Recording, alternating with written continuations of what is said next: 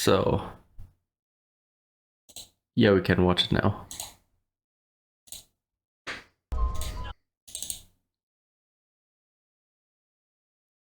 Did you want those clips? Yeah, you can send them to me while I'm reacting. Culinary road trip, let's go! There are so many great restaurants in America to try. Ugh, great restaurants, but terrible roads. Darn it! I'm never gonna make my reservation. Wait a minute. Hello? Hello? Hey! Hey! Help!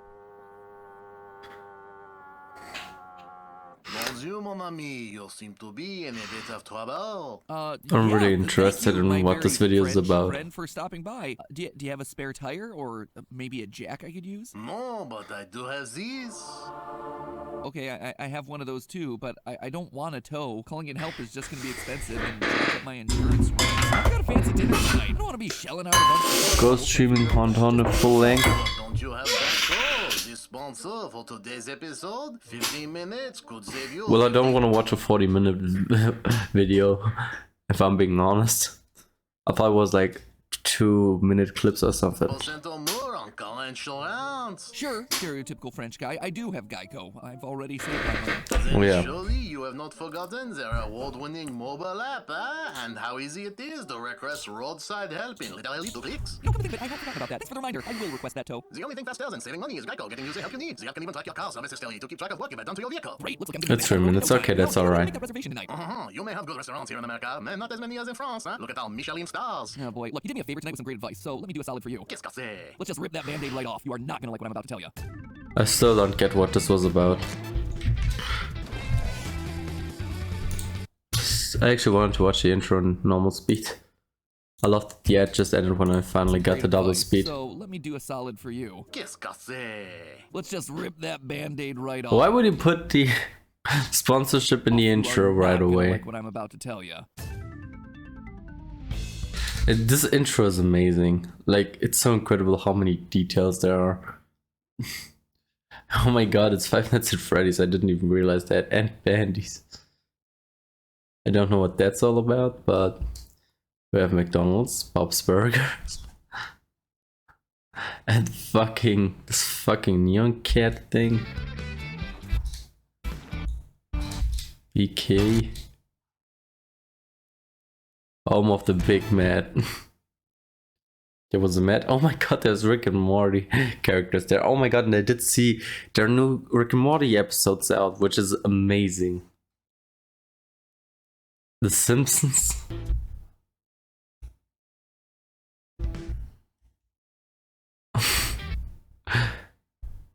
It's the fucking rat, which he made a theory about as well. Oh my god, it's a Krabby Patty formula. I don't know a lot of people, but Gordon Ramsay, of course. This intro is amazing. This intro is just amazing. Hello, Internet. Welcome Man, to this is some trippy Foodtheory, video. a show that's all revved up and ready to go. Now, if you're familiar with the name, it's for one of two very different things. But seriously, these channels, they are amazing. Oh wait, let me change the stream title real quick. I love game theory so much. And the fact that he has 2 more channels, it makes it so much better.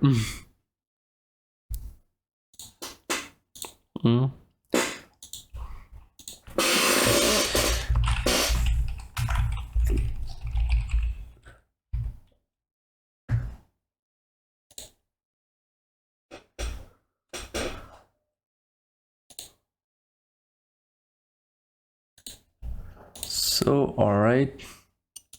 Doesn't seem to want to update my tags for some reason. I don't really get why, but let's just keep on watching it.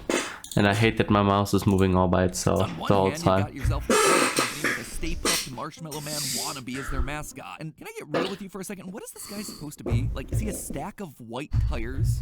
Why? Why would they think this would work? When in the history of ever have there been all white tires? He's always looked to me like a mummy. Meanwhile, on the complete other end of the spectrum, you have the Michelin star, which is like the most Imagine that. a restaurant can White aspire to. tires. As of November of last year, there are only 2,650 Michelin star restaurants in the world, meaning that having even a single Michelin star puts the restaurant above 99.9998% of restaurants worldwide. And even though tires and fine dining seem to share nothing in common, the shared name is no coincidence. That Michelin Guide of Culinary Review fame is actually put out by the tire company. So of course, What? this is one of those facts that leaves you with more questions than answers. Like, why? There must be a reason the tire mummy guy is suddenly... I'ma hop off now, bro. Alright, have a nice time.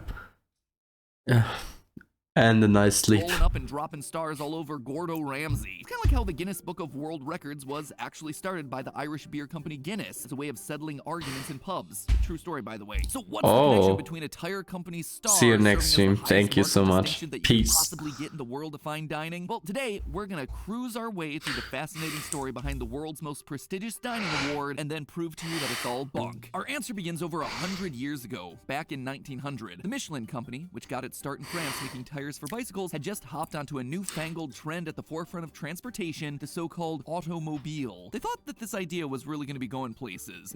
Automobile.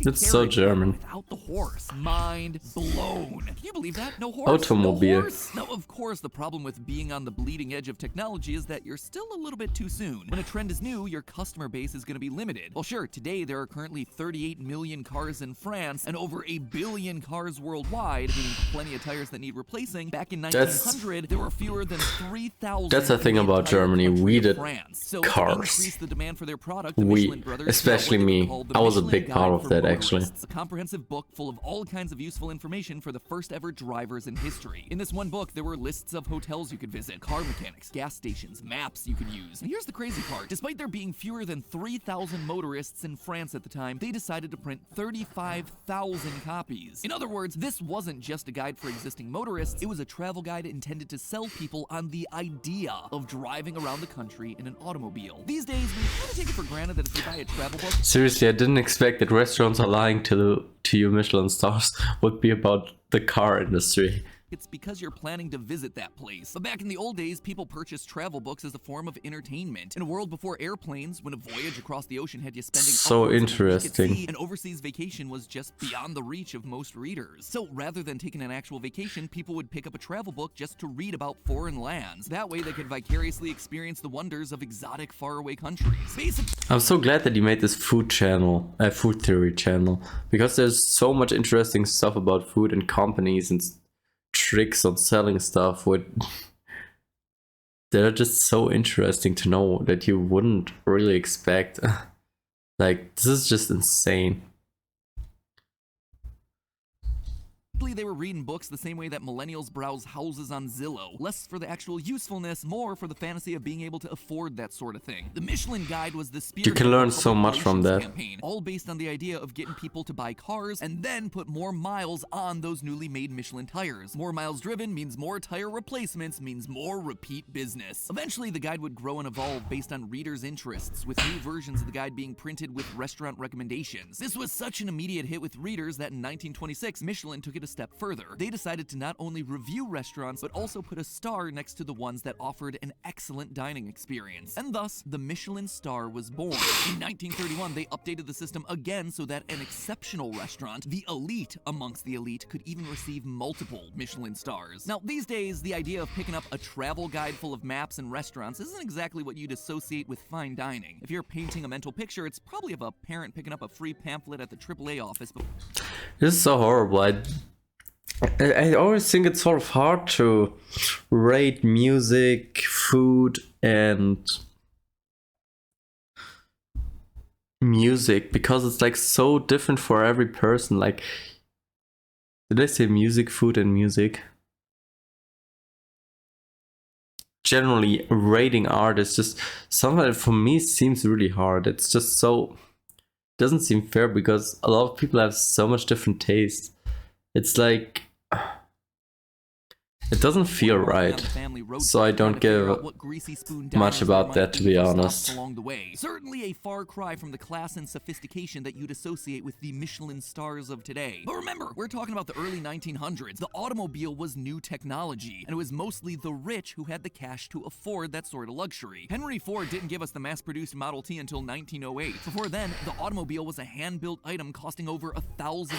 And again, this was a time when a French coal miner's daily wage was about 40 US cents per day. That's 2,500 days, nearly 7 years of working in the mines just to afford a car. So, well, our company might not scream glamour and sophistication from our current day perspective in 2022. In the Michelin Guide's early days, a restaurant guide for drivers basically meant the same thing as a restaurant guide for the rich. So Michelin had itself a clear head start in the expensive culture game, but they also made several strategic moves along the way to cultivate that aura of prestige. First, in 1920, they got rid of all ads in the book. They weren't gonna just give it away for free anymore. Instead, you had to pay for it. It's like if YouTube tried to cultivate an aura of prestige by only allowing viewership with a premium subscription. And let me be clear, the book won't cultivate an aura of prestige by only allowing viewership with a premium subscription. And let me be clear, YouTube tried to cultivate an aura of prestige by only allowing viewership with a premium subscription. And let me be clear, the book wasn't cheap. It was priced at 750 francs back in 1920. To give you a sense of scale, that was a time when 2 francs would get you a loaf of bread. But I don't even think it's that bad that YouTube does that. YouTube Premium does have to have some features.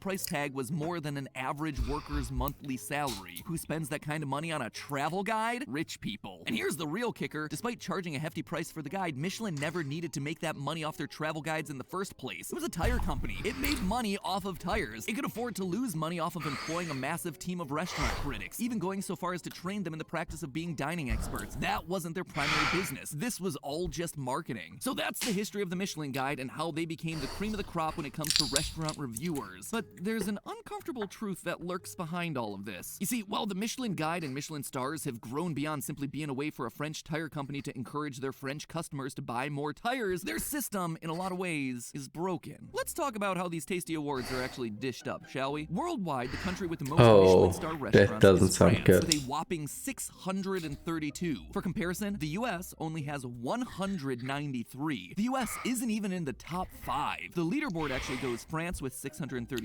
Japan with 413, Italy 363, Germany 305, and Spain 212. And okay. Oh, Germany is on top Italy 4. Germany 305. I mean, it is pretty coincidental that France and Germany are like on top because they're so close together. I mean, Japan sort of sticks out really, but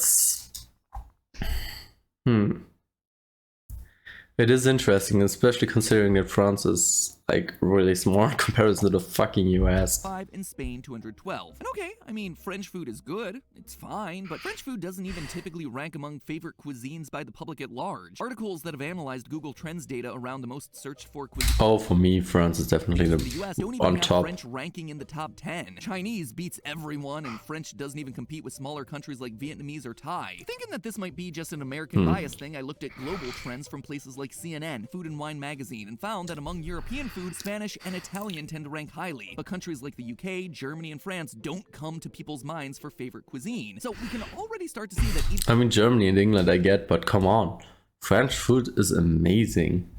It's just really underrated, I feel like. The focus of Michelin stars doesn't seem to align with the cuisines that people independently think of as the best. So already off the bat, there's something less than savory about the skewing of Michelin star assignments. Seems a little bit like favoritism that this global guide to dining is actually high quality cooking worth a stop. Excellent cooking with the detour. Expected cuisine worth a special journey.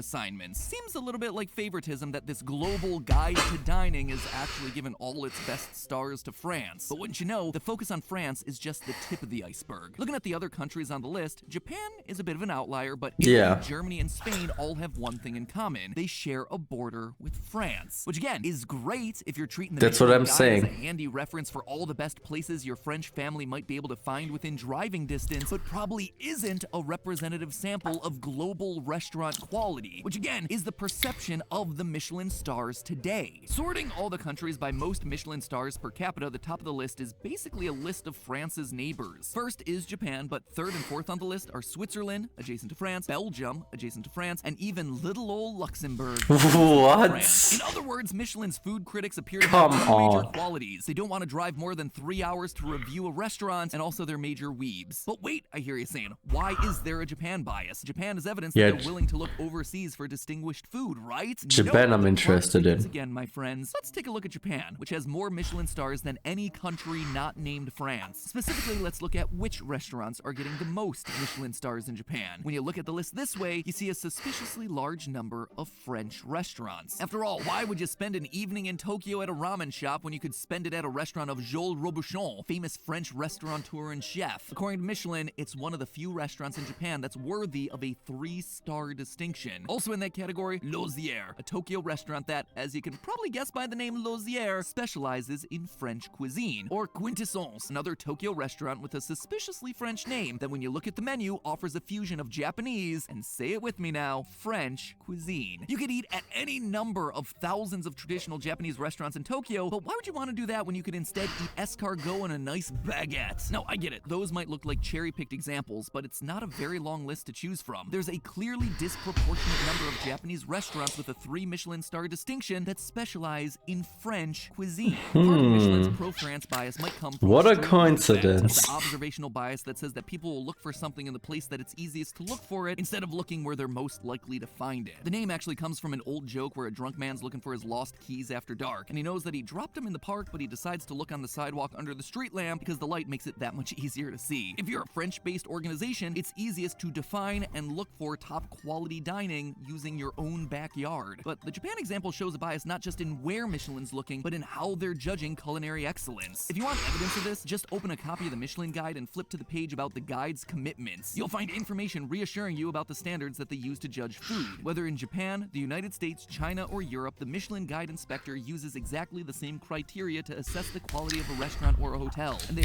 But can't anyone apply apply? the same rules during each of their visits. Okay, so everyone gets treated by the same objective criteria. Seems fair. So what exactly are those criteria? Under a paragraph labeled l'indépendance, that's independence for all you non-French speakers out there, the guide reassures us in the very first sentence of the paragraph of the measures that they take to, quote, maintain a completely objective point of view. They focus on the fact that they bring in a variety of opinions in the dining judges, not at a local or national level, but as they note, a continental level. But of course, knowing the origins of the organization, that continent is Europe. And okay, Europe has a lot of countries, but in terms of population diversity, it obviously represents a small subset of cultures, and of course, cuisines from around the world. There are literally 7 billion people on continents that aren't Europe, whose opinions on food aren't being heard in the current Michelin system, at least according to the criteria. And this actually explains a lot, right? Cuisines that are easy to access and understand for Europeans have the bulk of stars. Europeans understand tapas, spaghetti, and Bavarian pretzels. When it comes to Japanese culture, maybe they understand clean flavors and elegant preparations of some of the quintessential food items there, but start working with unknown spices from the Middle East, unusual preparations in Southeast Asia, or unfamiliar flavor combinations of South America, and all of a sudden, maybe things start getting lost in translation. The real problem isn't necessarily that a French reviewer can't fully understand and appreciate all cuisines in the entire world. The problem is that Michelin bills itself as impartial when clearly it's not. Consumers have been treating this one source as the definitive be-all, end-all guide to food, when probably no organization based in a single region can possibly do that. When Michelin says that all restaurants are judged by the same standard, that makes it sound objective and fair, but it completely skips past the question of whose standard the restaurants get judged by. Yeah, that's always the thing. Like, you never know who rates anything, and it's opinions vary so widely, and of course cultural tastes are different. Some European guy has a whole different taste than a Japanese person, for example. Like, it's so hard to compare. Like, it seems just like pure luck if your restaurant gets a Michelin star or not. And I guess it really depends on how known you are as A panel well. of judges from France may judge completely differently than a panel from Mexico or from South Korea. Look, if you're planning a trip to France and you want to find the best establishments to eat at, absolutely pick up a copy of the Michelin Guide. And for that matter, do the same if you're visiting Germany, Spain, Italy, Switzerland, or even the humble country of Luxembourg, apparently. But if you're planning a trip to a different part of the globe, consider that the people who live there might know their cuisine the best. As for me over here in America, I'm just waiting for AAA to give me my restaurant recommendations. Come on, AAA, come help me change that tire and then tell me what I should have for dinner. But hey, that's just a theory. A food theory. And thank you to the sponsor for today's episode, guys. I still haven't. I still don't understand what it is. I want to know. Without saying that I want a car insurance that's able to go the distance. And Geico makes it easy, not just to choose insurance, but also to do everything Oh, through their it's an mobile insurance app. But yeah. What do I take away from this? Fuck any ratings of things or art or anything that random people give it. Just make up your own opinion. Like, for real, fuck that. It's just so stupid. Every time. Anything that is made, there is someone judging it and being like, yeah, this is how it works. Or, yeah, this is bad or this is good. When in actuality, do these people even know what good art or food or anything is?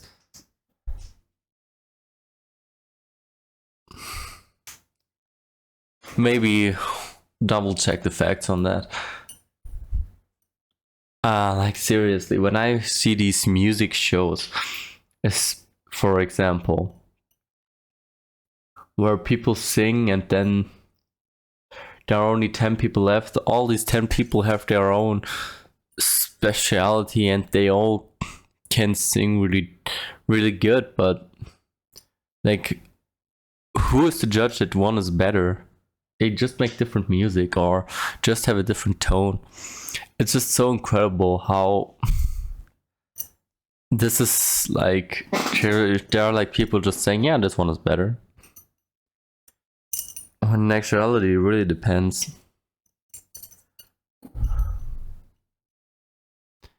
And I still have the opinion that just because fewer people don't like anything doesn't mean it's worse or something. So, yeah, that's how I see it.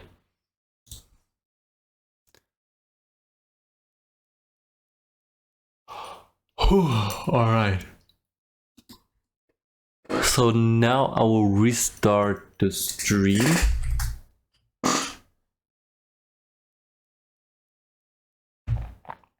And yeah.